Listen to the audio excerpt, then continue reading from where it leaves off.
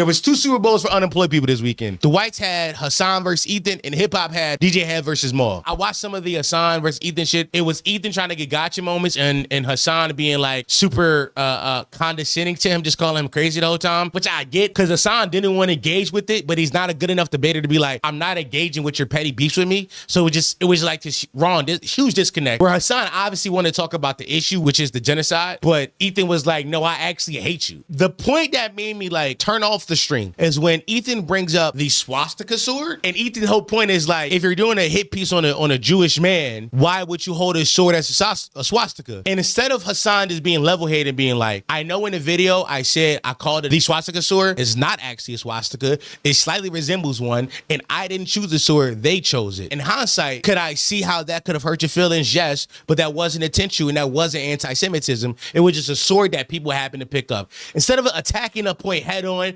being empathetic and just calling it what it was, like, yeah, I can see how you could come to that conclusion, but also it wasn't that. Hassan was just like, Ethan, you're being crazy. You're being crazy, Ethan. You're being crazy. Funniest part, Ethan at some point was like, I know it's not a swastika sword, you know it's not a swastika sword, but at the same time, it's a swastika sword. What the fuck? I know it's not a swastika sword. You know it's not a swastika sword, but at the same time, it's a swastika sword. Huh? I couldn't believe my ears. It's from Bleach, and it does look like one. If Hassan was a real fan of Bleach, he would have had a better defense. You saying Hassan got an anime stylist? You know how they be saying Kyle got an emotion stylist? He got a stylist for everything. He got a music stylist. You saying that Hassan got an anime stylist? That he not really a fan. He just, niggas just telling him what animes he should watch to get the weeb audience. Hip hop had their unemployed Super Bowl, which was DJ Head versus Maul. Now I didn't watch any of that, and I don't watch any of that because there is no world in which I think DJ Head or Maul are good talkers or debaters, and I want to watch them talk. I'm not watching that shit. Not a single piece of my soul wanted to watch Maul try to debate or DJ Head try to debate. That's not something I want to do at all. And I saw clips of it. I was like, oh yeah, this is exactly what I expected. I was writing a video essay. I was going to do a retrospective on the Drake and Kendrick beef. I was going to do one. And I got like 2 pages deep. And the further I got into it, the thing I noticed was, number one, I can't be objective about this. There's no way to be objective about this because I have biases. So, even when I tried to be objective, my objectivity was still through the lens of I don't like that nigga. And secondly, I've seen a lot of people doing like, a year later talks about what happened last year. I don't think people realize, I think in a different timeline where that shit didn't last as long as it did, the moment didn't last for a whole year, then maybe the retrospective talks would have been valid. Maybe we could have really delved into it deeper and looked at it objectively, maybe. But because the stands muddied the waters and because it lasted so long, it was like everybody wants to get out the moment. No, it hit me this weekend. It literally hit me this weekend. They said Not Like Us dropped May 4th. The pop-out concert was June 18th. That's 6 weeks. It was 6 weeks from the release of the song to the concert. 6 weeks, my nigga.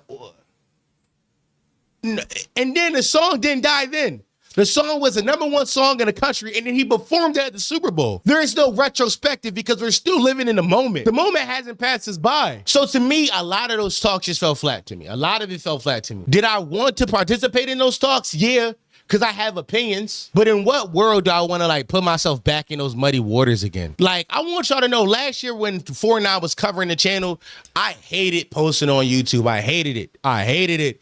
Because I knew niggas was gonna hate my opinion. Didn't go full Drake dick eater because I was still criticizing, critiquing Drake, but I was a Drake fan, and I was still like hating on Kendrick, but I was still giving his props. I was trying to be objective through like my fan lens. There was neither side liked me. The Drake fans that really came to my rescue because I didn't go, no, Drake won. I wasn't like lying and being like, Drake won. And then the Kendrick stans hated me because I wouldn't just say Drake is a pedophile loser and we should kill him. Like, it was awful. It was very funny to watch though. Here's what I say about debates. I hate debates. If you enjoy debate content, you are a pervert. Like, if you enjoy debate content, you are a debate pervert, and I get that saying now. I do the hip hop show on Wednesdays now. I don't know that. I think that might become a thing. Doing that show with Jalad Jackson and Top 5 Troy, what I learned about that, and that's not really debates, it's like hip hop talks, but it can be seen as debate. the comment section niggas like, this is amazing talks. I was like, bro, I was doing that show. I was exacerbated. I masturbated on the show, whatever. I was tired. I was exhausted because it was like, nobody's hearing my points. Now, here's the funny thing. July Jackson and Top 5 Troy, hard-headed guys. Those guys are not going to see points. If you watch the show multiple times, I am making concessions to move a point along. I'm like, okay, I'll give you that, but let's push the point forward. Because I know, also got to realize, 4 and I used to do debates every fucking episode on the podcast. Every episode, 4 and I used to pick something, pick a topic and debate it for 3 hours. And what I learned doing those talks before is that the only way to advance conversations is to make concessions. You have to concede. You have to concede certain points to evolve the topic. If you don't, you'll get stuck on one thing forever. You get stuck on one thing forever. Just one thing. And I feel like that's what happens in most debate shows. Most debate shows is nigga just getting stuck at one topic because y'all can't agree. Because there's no agreements. There's no, okay, I see your point here, but I disagree with this part. Or I disagree with this part, but I see your point here. Just so there can be some kind of mutual understanding of each other. There's no...